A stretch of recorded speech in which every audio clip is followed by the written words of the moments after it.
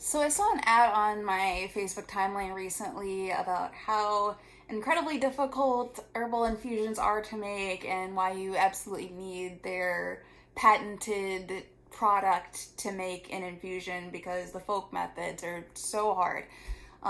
So I decided to make a video to show everyone who is out there how actually easy nourishing infusions are to do on your own.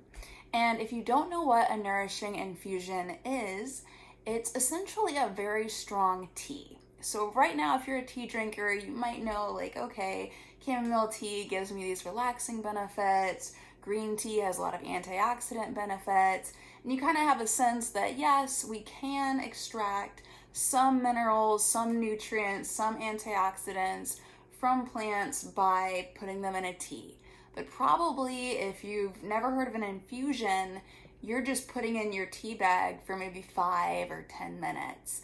Whereas a nourishing, strong herbal infusion, instead of just a small amount of tea for a short time, we're going to use a large amount of plant material and let it infuse in the boiling water for a long amount of time. And I typically do this overnight. So I would start my infusion like right after dinner and let it sit overnight and then drink it throughout the next day.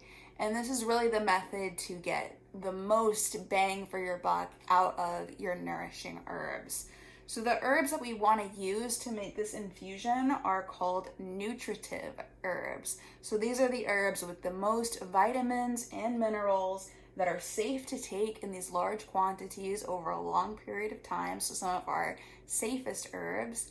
And they also are just really nourishing. So some examples would be nettle. In this example, I'm going to use oat straw. Other examples would be red clover, violet leaf, hawthorn leaf, linden, red raspberry leaf, chickweed, dandelion leaf. Those are some great examples. And I just want to talk about oat straw in particular.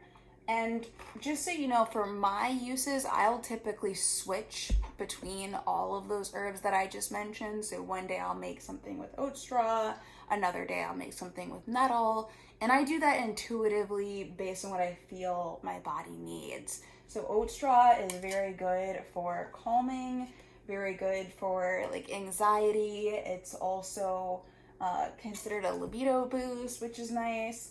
But I'm also going to read about its benefits from the book Body into Balance. This is one of my favorite herbal reference books. And Maria Noel Groves writes that ounce for ounce, it offers approximately 4 times more vitamins and minerals than oatmeal. And the mild hay flavor works well in tea formulas.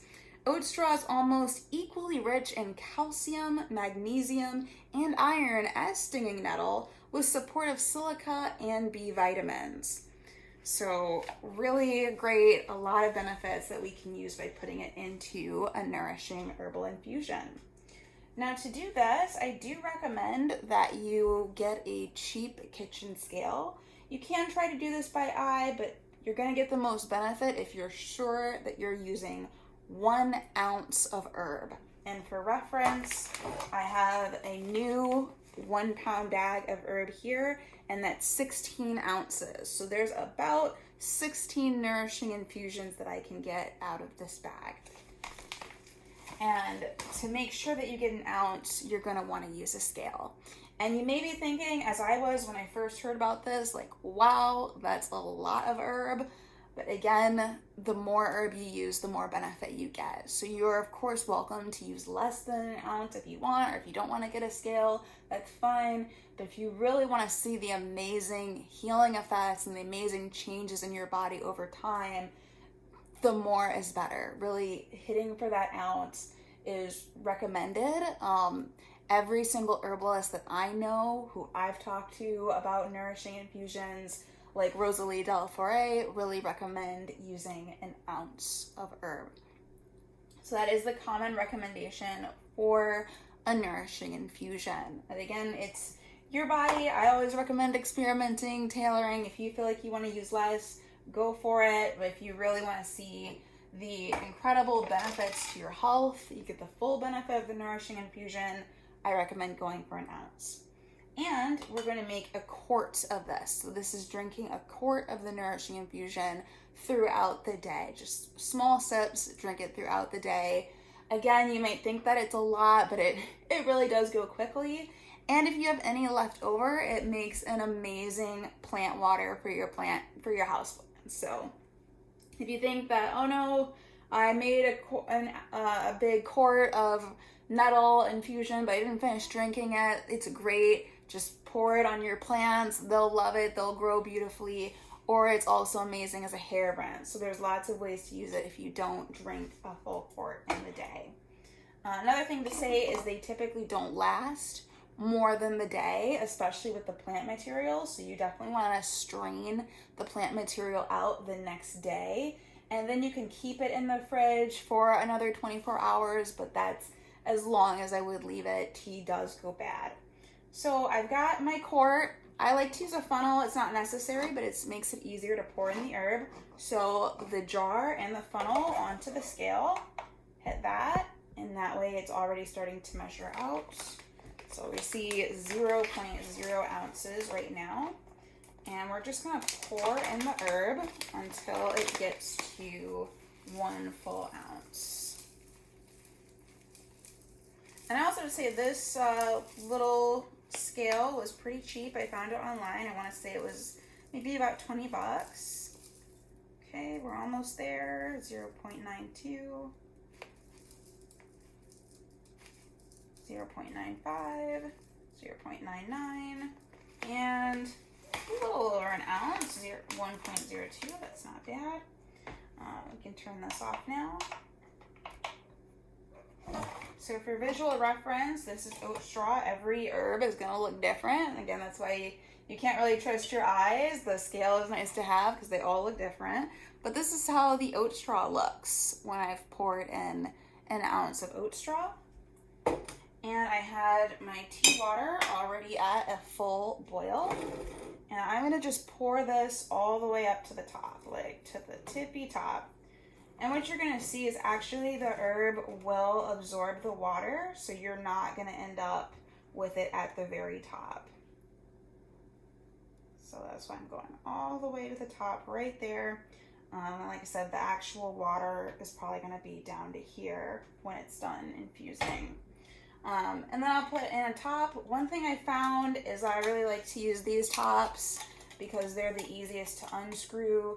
With the great heat, I've used different tops or I've screwed it on too tight where it's almost impossible to get the top off because it's so hot and it forms a vacuum. So I just lightly screw that on. Okay, and I put in a little bit too much water so it's leaking out the side, but that's okay. And there it is. That's an infusion. Let that sit on your countertop overnight. Now, next step is, let's say it's the next day. All we need to do, we don't need to buy any fancy strainers or fancy devices. Use anything you use to strain out your loose leaf tea. So any tea strainer. I like this one. It fits in the glass.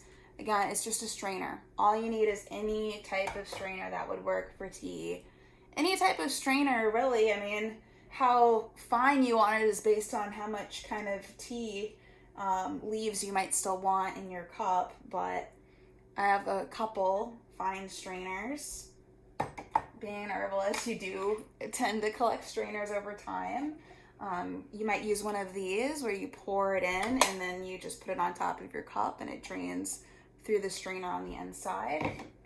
Or you can also use some of these sprouting mason jar lids. That's what they're called. They're used for sprouting, but they're also strainers. So again, you just put it on top of any cup that you'd use for your tea during the day. Put that right on there. Pour your infusion right into your cup, strains off the leaves, and there you go. You're good for the day. It's that simple. So no thanks, Facebook. Don't need to buy anything else. This method works just fine.